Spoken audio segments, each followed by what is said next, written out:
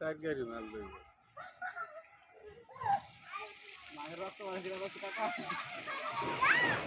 আরে বাড়া গেল ডাইরেক্ট জবাই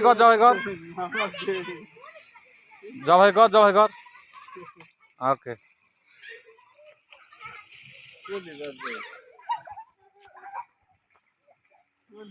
নাকি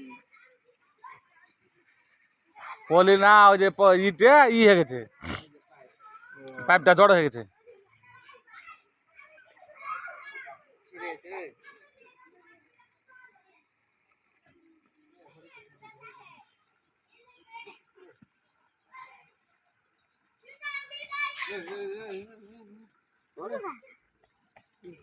গাড়ি দুটা মাল আনিয়া রাস্তা